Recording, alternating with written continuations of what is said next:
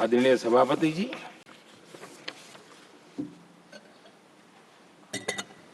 इन दिनों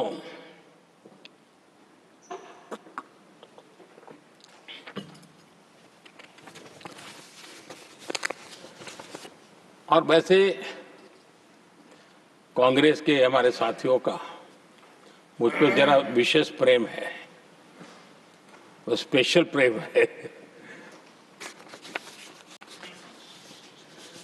और जब मैं जिम्मेवारी जो मिली है उसके तहत, और जिम्मेवारी न मिलती तो भी देश के लिए जीना तुमने सीखा है। हम विकसित भारत की जमीन मजबूत कर रहे हैं, उसको एक ताकत दे रहे हैं। एक तरफ देश के युवाओं के लिए मजबूत जमीन तैयार कर रहा हूं, तो कांग्रेस मोदी की कब्र खोदने के कार्यक्रम करवा रही है। और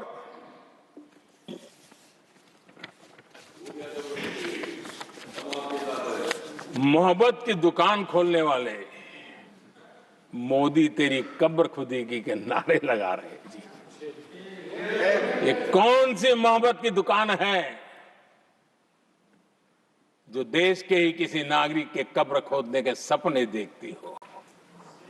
ये कौन सा संविधान से उन्होंने सीखा है जो देश के ही किसी नागरिक के कब्र खोदने की बात करते हो?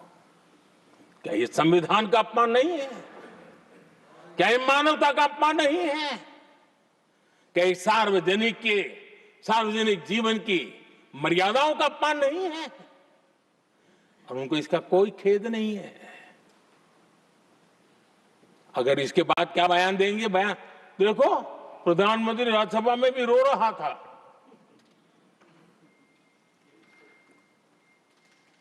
किस प्रकार के संस्कार और वृत्तियों से पले बड़े लोग हैं ये। आदरणीय सभापति जी,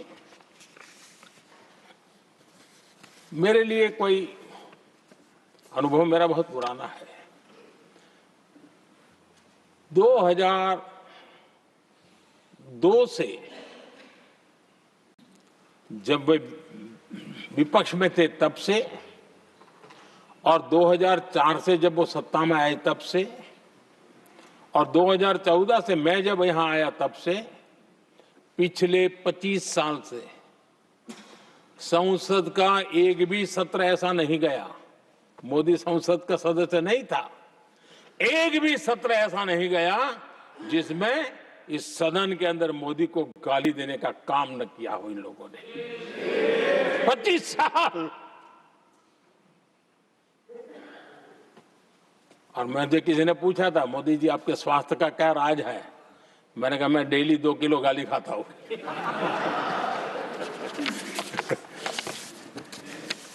आदरणीय सभापति जी, ये मोदी की कब्र क्यों खोदना चाहते हैं?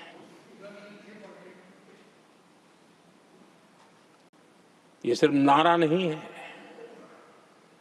ये इनके भीतर पड़ी हुई नफरत का प्रतिबिंब है, इसकी अभिव्यक्ति है। और वे इसलिए हैं, हमने 370 की दीवार गिरा दी, इसलिए वो मोदी की कब्र खोदना चाहते हैं। हमने नॉर्थ ईस्ट में बम बंदूक और आतंक का जो छाया बना रहता था, नॉर्थ ईस्ट में शांति और विकास का राह अपनाई, इसलिए वो मोदी की कब्र खोदने पर सोच रहे हैं। पाकिस्तानी आतंकियों को घर में घुस करके जवाब देते हैं, इसलिए मोदी की कब्र खोदने की बात करते हैं। ऑपरेशन सिंदूर करते हैं, इसकी उनको परेशानी होती है और इसलिए वो मोदी की कब्र खोदते हैं।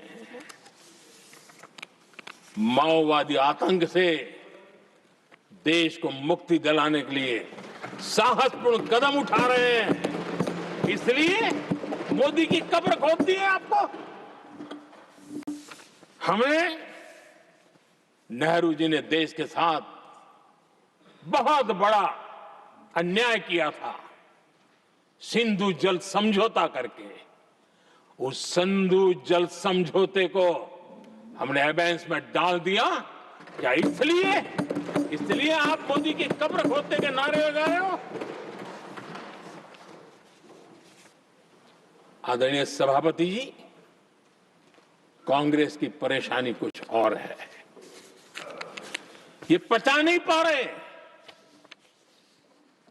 कि मोदी यहां तक पहुंचा कैसे, और उनकी परेशानी बढ़ती जा रही है कि भाई पहुंचा तो पहुंचा, लेकिन अब तक टिका क्यों है?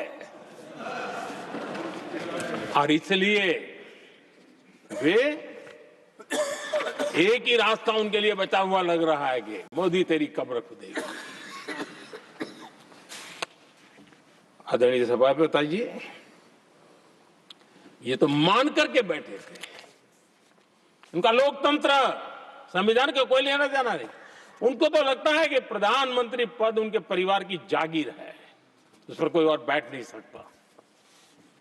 ये जो उनके भीतर में नफरत पड़ी हुई है ना, मोहब्बत की दुकान में जो आग भरी पड़ी हुई है ना, उसका परिणाम है। और इसीलिए कोई क्यों बैठा, हमारा पैतृक अधिकार था, इसलिए मोदी की कब्र खोदने का नारा लेकर के वो चल रहे हैं। आदरणीय सभापति जी, कांग्रेस के शाही परिवार को देश ने दशकों तक अवसर दिया है। ऐसा नहीं है, देश ने आपके लिए भी अपना भविष्य दांव पे लगाया था, लेकिन आपने गरीबी हटाओ के नारे लगाए, गुमराह किया। लाल किले पर से कांग्रेस के एक भी प्रधानमंत्री के भाषण में गरीबी हटाने की बात ना आई हो, ऐसा नहीं हुआ है। लेकिन किसी भी प्रधानमंत्री ने गरीबी हटाने के लिए क्या किया, वो एक बार भी नहीं आया। वो नारे से अधिक कुछ नहीं था उनका। और मोदी ने रास्ता अपनाया गरीब को एम्पावर करने का, गरीब को सशक्त करने का।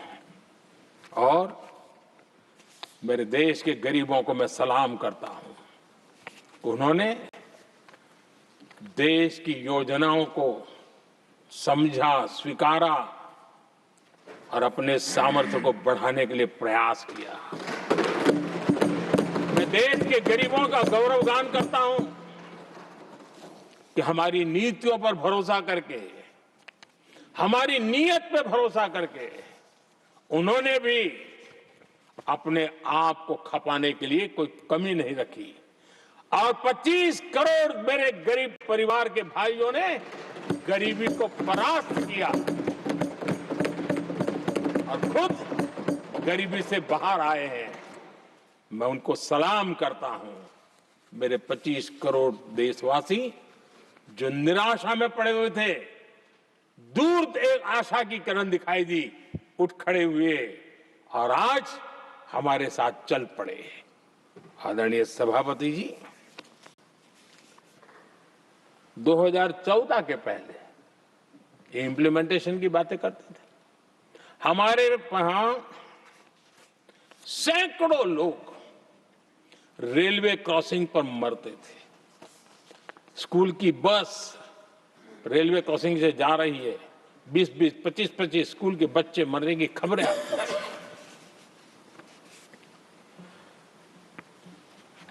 अनमैन्ड रेलवे क्रॉसिंग, वो इतना बड़ा काम नहीं था कि नहीं कर सकते थे। ये काम भी मुझे करना हुआ और हमने सारे अनमैन्ड क्रॉसिंग बंद कर दिए, लाखों लोगों की जिंदगी बचा ली। इसलिए ये मोदी की कब्र खोदना चाहते हैं। आदरणीय सभापति जी, 2014 से पहले इस देश में 18,000 गांव ऐसे थे जिनको बिजली का मतलब पता नहीं था।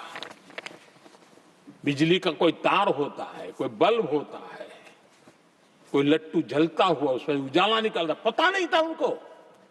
18,000 गांव 2014 के बाद जब आपने हमें दायित्व देशवासियों ने दिया, उन 18,000 गांव जिन्होंने कभी बिजली का मुंह तक नहीं देखा था, बिजली का शब्द भी नहीं सुना था, उन गांवों में उजाला पहुंचाया।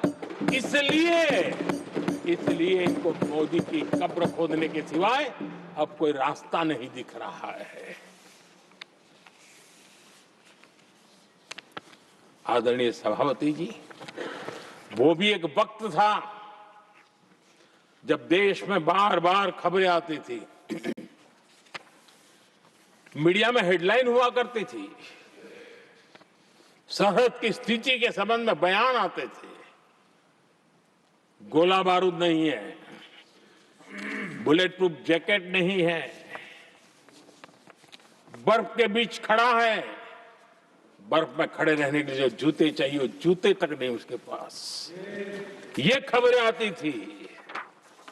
हमने देश के जवानों के लिए खजाने खोल दिए, देश के जवानों को जो चाहिए वो देने की निकाल पड़े। और इसलिए वो चाहते कि अब तो कोई रास्ता बचा नहीं है, बस कब्र खुदेगी मोदी की, यही एक रास्ता उनके लिए बचा है। आदरणीय सभापति जी, एक बार उत्तर प्रदेश के वर्तमान मुख्यमंत्री जी ने सदन में भाषण करते करते वो रो पड़े थे। दिमागी बुखार के कारण बच्चे, अनगिनत बच्चे मर रहे थे। इनको कभी सूझा नहीं कि इस दिमागी बुखार से मुक्ति दिलाई जा सकती है। आदरणीय सभापति जी, आंख की बीमारी ट्रकोमा, लोग परेशान होते थे, आंखें चली जाती थी और विज्ञान प्रगति कर चुका था, हो सकता था, वो नहीं कर सकते थे। हमने दिमागी बुखार से भी मुक्ति दिलाई और हमने ट्रकोमा से भी देश के लोगों की आंखें बचाई। यही सफलताएं हैं, यही संवेदनशीलता है, समाज के लिए जीने मरने का यही संकल्प है। पल पल, तिल तिल समाज के लिए बिताना, घिसना, झलना, वो उनको परेशान कर रहा है। तब जाकर के मोदी तेरी कब्र खुदेगी, ये मंत्र लेकर के चल रहे हैं, ये सपने देख करके चल रहे हैं और बातें लोकतंत्र की करते हैं। मोहब्बत की दुकान के साइन बोर्ड लगाते हैं। क्या सार्वजनिक जीवन में ऐसी नफरत होती है? आदरणीय सभापति जी, इनकी सरकार रिमोट से चलती थी, मेरी सरकार भी रिमोट से चलती है। 140 करोड़ देशवासी मेरा रिमोट है।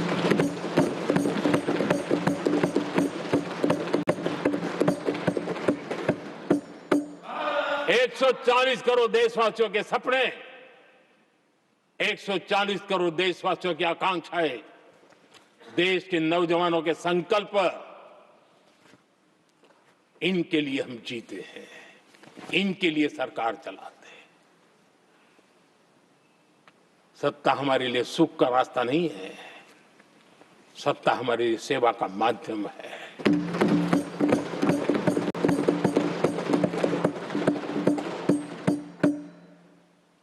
मुद्रा योजना, लाखों करोड़ों की मदद मिली, स्वरोजगार को बल दिया। कांग्रेस ने कभी स्टार्टअप कल्चर को प्रमोट ही नहीं किया। कुछ सैकड़ों में स्टार्टअप बेचारे अपने, उनको पता भी नहीं था। और इनका तो हाल ये है आदरणीय सभापति जी, अपने घर के स्टार्टअप को भी वो लिफ्ट नहीं कर पा रहे।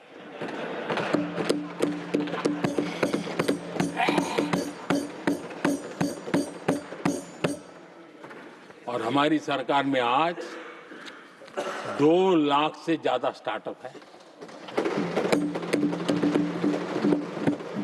और जब सफलता एक के बाद एक जन सामान्य के दिलों को जीतती है ना, तब जाकर के उनके पास एक ही रास्ता बचा है, मोदी तेरी कब्र खुदेगी।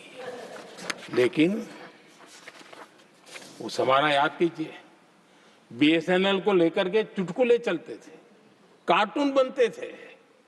आज स्वदेशी 4G स्टैक हमने खड़ा कर दिया। 5G दुनिया में सबसे तेज गति से रोल आउट करने का काम हमने कर दिया। कम्युनिकेशन की नई जनरेशन, नई टेक्नोलॉजी, नई सोच, इसको हमने आगे बढ़ाया और इसलिए दर्द जुबान पे आ रहा है, मोदी तेरी कब्र खुदेगी। आदरणीय सभापति जी, गरीब की सेवा ये मेरा सौभाग्य है। 4 करोड़ गरीबों को पक्के घर देना मैं जीवन में सुकून मानता हूं। बिजली, पानी, गैस का सिलेंडर, टॉयलेट की सुविधा, मुझे लगता है कि हाँ, परमात्मा ने मुझे सही दिशा में काम करने की प्रेरणा दी है। पहली बार गांव की महिला गर्व से कह रही है, हाँ मैं लखपति दीदी बनी हूं, तो दूसरी कह रही है इस साल तक मैं लखपति दीदी बन जाऊंगी। जो बन गई है उनको जब पूछता हूं, नहीं बोले साहब अब तो करोड़पति के लिए सोच रहे हैं। ये जो मिजाज बदला है, जो आत्मविश्वास बढ़ा है, और ऐसे देश के कोटि कोटि जनों के आशीर्वाद जिस इंसान पर हो, कोटि कोटि माताओं बहनों का जिस पर रक्षा कवच हो, नारे कितने ही लगा लो, कब्र तुम नहीं खोद पाओगे। ये देश की शक्ति,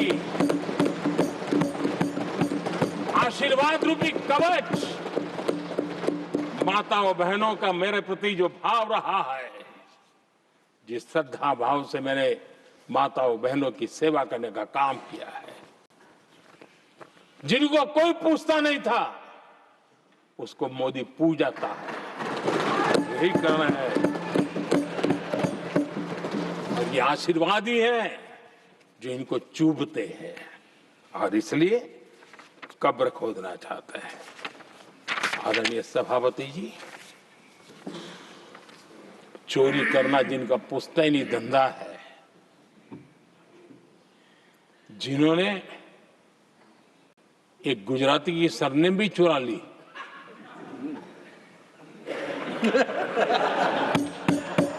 महात्मा गांधी की सरनेम चुरा ली, ये लोग